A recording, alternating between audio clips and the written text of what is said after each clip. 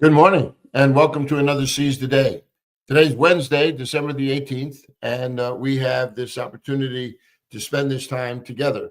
Trust that you're waking up feeling refreshed and ready to begin a new day.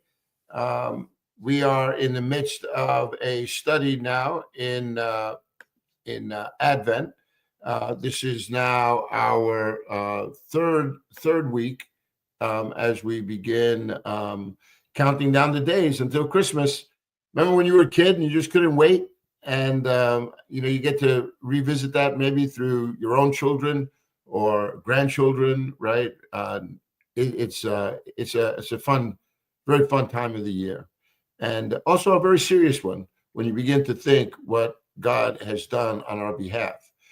We've begun to do that looking at various sections of Scripture.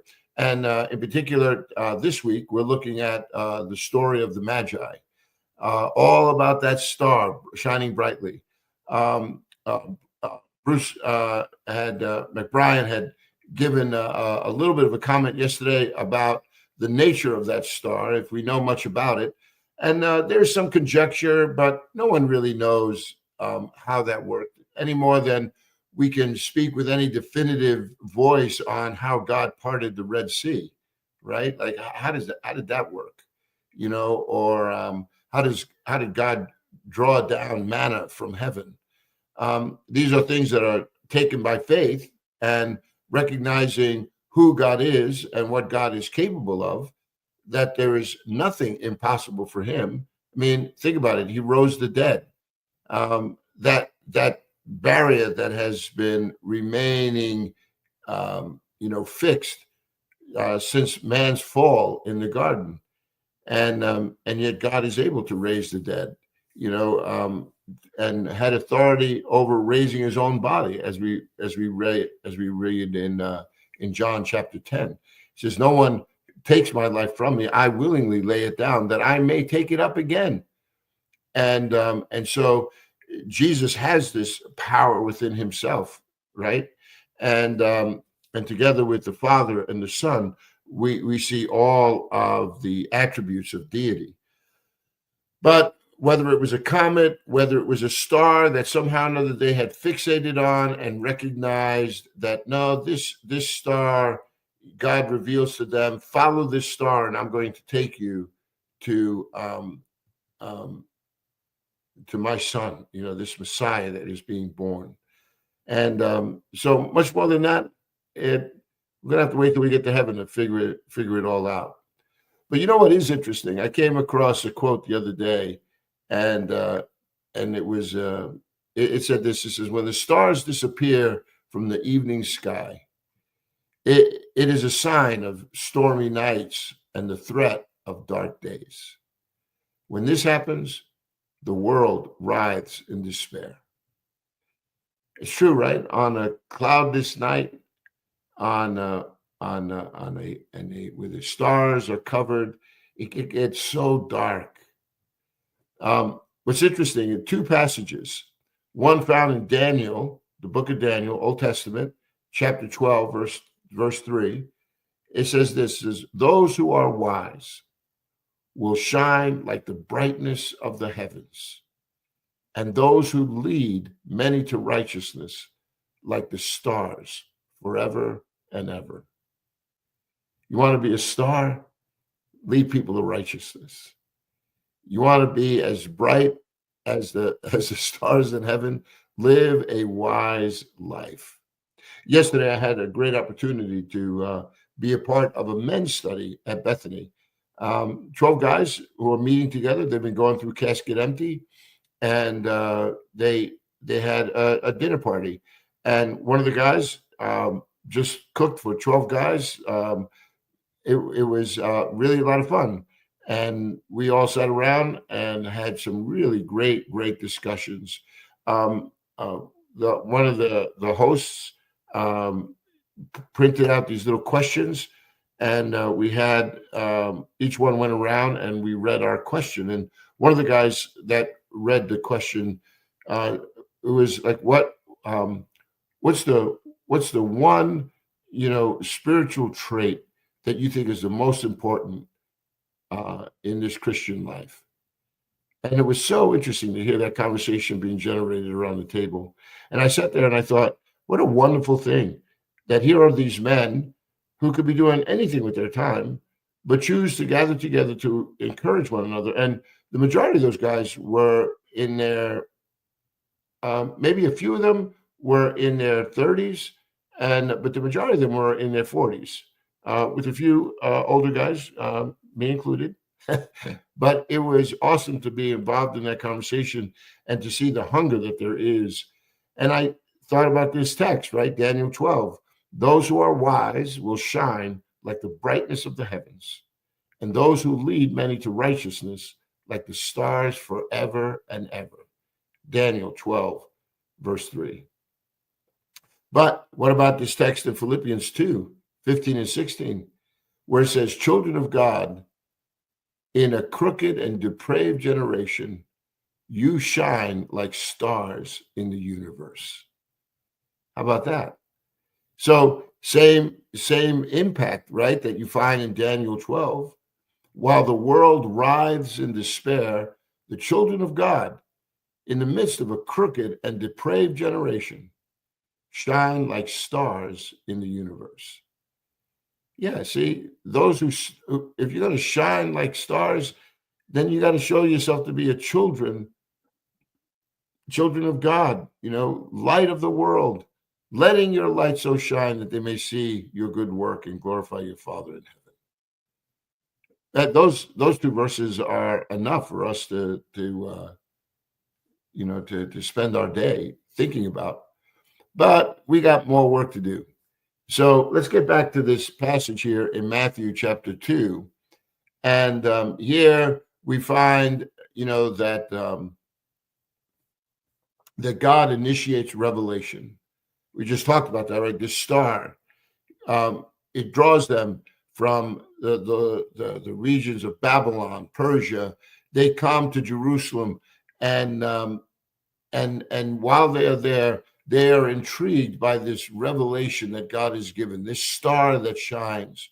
And they come and they're in pursuit of an answer to the question, where is the one who has been born King of the Jews? And they came with a mission. We have come to worship him. That announcement fell on the ears of Herod, and Herod was disturbed. And it says all of Jerusalem with him, which we found as an interesting kind of take, because why would Herod be disturbed by the birth of this child? Well, we know that Herod was disturbed because he saw this king of the Jews as a threat to his own standing. So the question posed by the Magi made him very unsettled, because he was a very insecure leader that would often take to violence, to murder, right? As you saw, even in the sense that he killed his own wife and two of her brothers, would be known for killing his pregnant wife. Just a very insecure, cruel, and crafty kind of individual. And so, because of that, I think it made an unsettledness in the people. They saw what kind of ruler, Herod was, and what happens when he is upset. And no doubt it caused, this ripple effect. And they were wary. And so there's this buzz that's taking place. And then he calls all of his chief priests and teachers of the law, asked them where Christ was to be born. And they quote Micah chapter 5, verse 2, where it says, you, Bethlehem, in the land of Judah, are by no means least among the rulers of Judah, for out of you will come a ruler who will be the shepherd of my people Israel. It's interesting because here it is saying that we've always been told, right, since way back in the book of Genesis, that from the tribe of Judah will come one who will rule over God's people. So this promise of a deliverer, way back in Genesis chapter 49, If you remember, Jacob, who is now known as Israel, right? God changed his name. His sons would comprise the nation of Israel. But one of those sons, Judah, he says, from you will hold the scepter. You will reign over my people. Out of you will come one who will reign. And so here, many centuries later, Micah is a prophet God raises up and reminds the people that not only is he going to come from Judah, but he's going to come from Bethlehem. And people could be surprised because Bethlehem is the least of the clans of Judah, which kind of fits in, right? God always taking that which is, sometimes derided, sometimes overlooked. I mean, think about it. Joseph and Mary, what was so special about them other than the fact that they believed God, just like Abraham, and it was credited to them as righteousness. But they didn't have any fame. They didn't have, any position. They didn't have prosperity, right? God just uses them.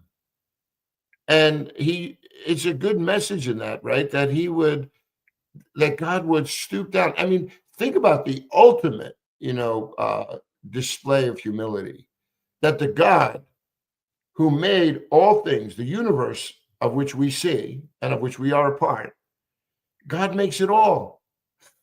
and then he leaves that throne of grace and takes upon himself flesh, the limitations of this flesh, sets aside his glory. For what reason? But that he might give his life a ransom for the sins of men. This birth of Jesus is to address the writhing in despair of a world who has fallen prey to its darkness. That's what's really being celebrated here. But the road that Jesus is on is going to be rough. And it will ultimately lead him to the cross. And so here, Matthew 5:2, it just reiterates, as God has given out this revelation, he begins to call out to the Magi. And so the minute that that Herod finds out that the Magi found Jesus and didn't come back to report to him, what does he do? He feigns interest, right? He says, go make a careful search for the child. And as soon as you find him, report to me so that I too may go and worship him.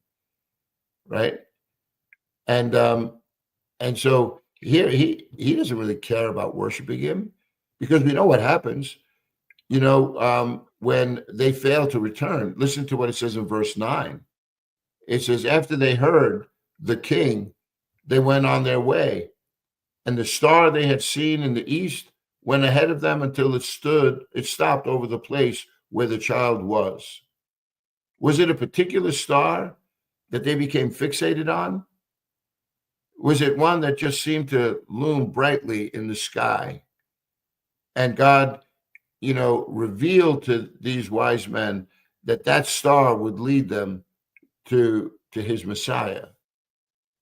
I mean, it's worthy of one's imagination, right? How all that takes place. But it's like those on the sea who see the North Star, and they use it for navigation on the seas, and centuries of people have found their way by looking at the stars in the sky. It didn't come with a book that said, hey, here's the North Star, this is what it means. Somehow or another, they figured it out, that this star seemed to remain in place, and they began to use that as a navigational tool. Well, how about if God just raised up a star for this particular purpose and it burned itself out? Who knows? But what we do know is that they saw this star and it led them to Jesus. And when it says they were overjoyed when they saw the star, and on coming to the house, right, which shows then that Jesus is no longer lying in this manger. They came to a house, not into some stable that was in the back, because they had run out of room because of a census that Augustus Caesar had commanded be taken.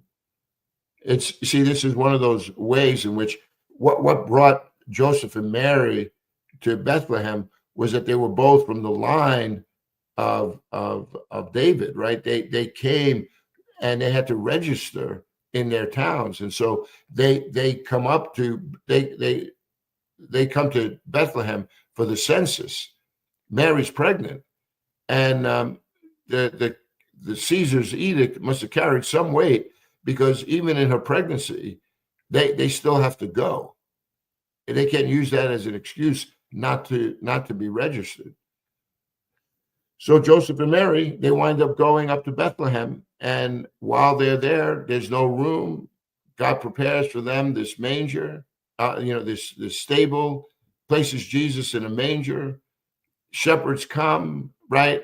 And everyone is amazed at what is taking place here. So now some time has passed. Now they're in a house, and there they saw the child with his mother Mary, and they bowed down and they worshiped him.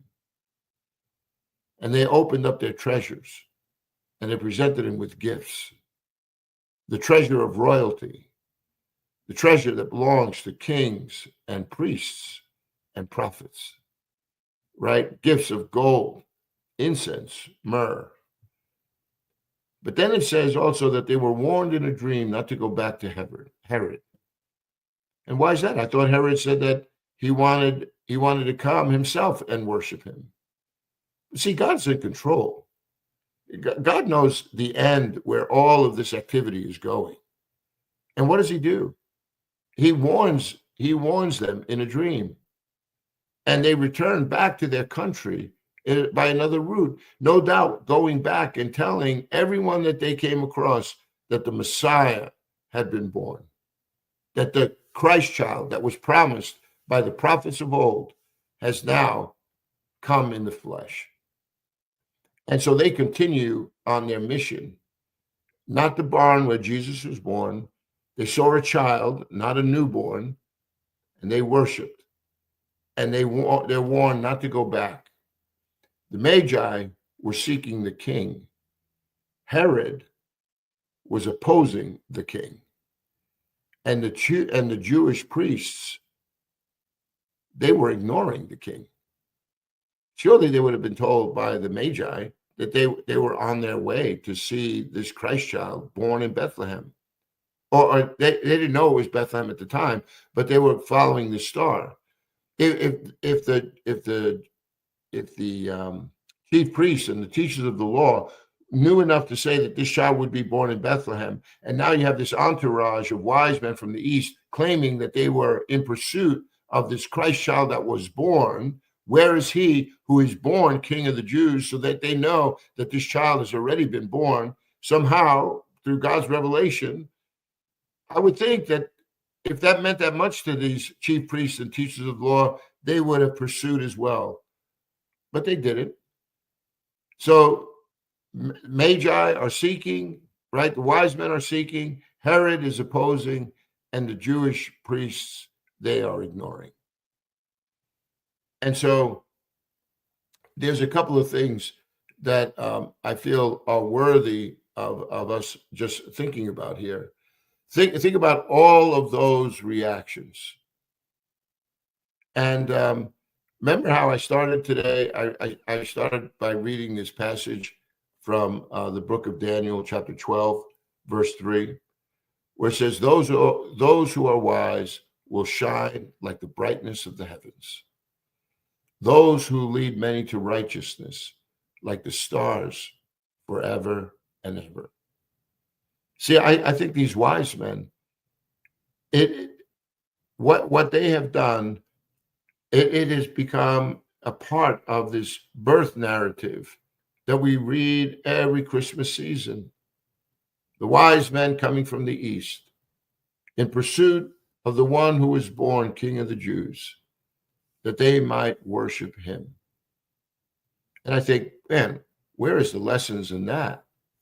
And conversely, then, where is the lesson when you read about the very Herod's response of bringing such opposition that he would actually send troops to kill children 2 years of age and younger, and of the priests who demonstrate a lack of interest.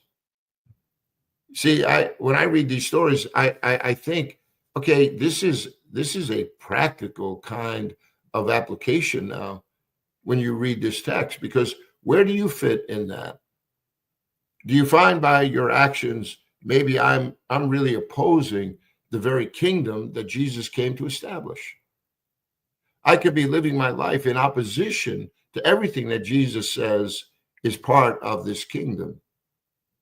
And if that's the case, there is an invitation that's given to repent, to hear these words of Jesus and to begin to follow him, to do this inventory of one's life and recognize that the one who is this wonderful counselor, mighty God, everlasting Father, Prince of Peace, this Jesus now has been born.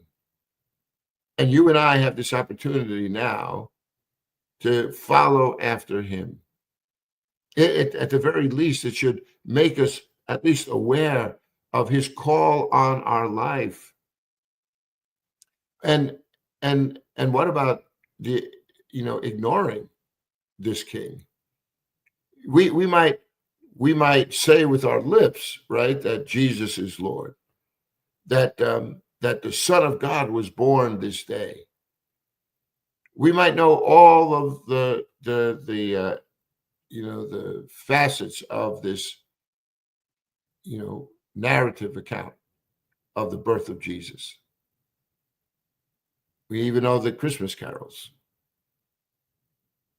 But is it stirring your heart? Is it causing you to want to lean in and learn a bit more about this one who has promised to give us life and forgiveness, who is pointing the way to the Father, who is this truth that can bring about a peace even in the midst of a storm? Now, you see, my friends, like this is where this story now takes a real turn. Am I going to believe it? Am I going to put my trust in this story that God has sent his Son, the Redeemer, into the world to reconcile this world unto himself? That's what this story is all about. So, what I'd like to do for the rest of our time this morning is just to leave it where we are right now, where the Magi, they are worshiping this king. Herod is opposing the king. And the chief priests and the teachers of the law, they're ignoring the king. So where are we in that whole scenario? Where would you align yourself right now? Do you worship him? Do you oppose him? Do you ignore him? That, my friends, is a great question to just wrestle with and recognize that Jesus is always open. No matter if we are opposing or ignoring, God opens the door and says, come. Well, you still have time. Come. Come to me, and I will give you rest. Take my yoke upon you. Learn of me. My yoke is easy. My burden is light. You'll find rest for your soul. I love this passage for those reasons. These wise men, they inconvenienced themselves to find Jesus. They went on this journey. They brought gifts. We weren't quite sure what they were going to find, but the Spirit of God led them and affirmed to them that this was the Christ child. God is not playing hide and seek with you and me. He wants to be known. He just wants to know how much you want to know. And he will reveal himself to you. We just got to pursue him. Well, that's enough, right? To just challenge us for this day. Enough for us to seize the day in pursuit of him and to remember that God is good all the time. My friends, thank you so much for being a part of our Seize the Day this morning. We'll look a little bit more and unpack the implications of this story tomorrow. But for now, thank you for joining me on this Wednesday, December the 18th. Go out, seize the day, my friends. Remember, Christmas is coming. And Lord willing, we'll spend some more time again tomorrow. Well, one last thing I will share with you. If you're anywhere near Bethany Church, why don't you get on our website at bethanychurch.com? all the times for our Christmas Eve services are listed. They're going to be in our Kittery Point campus, in our Raymond campus, and our Greenland campus. And at Greenland, we have 3 services. That's at 3, at 5, and at 8 p.m. And we'd love for you to be a part of that. Directions and times, again, are on our Bethany Church website. And also, I would remind you that we had been in a series called Casket Empty, and we are going to resume that study in January. One of the best ways to really enhance this study is to become a part of a small group. We have that small group online, right, in our Seize the Days, because we're going to be going through this material.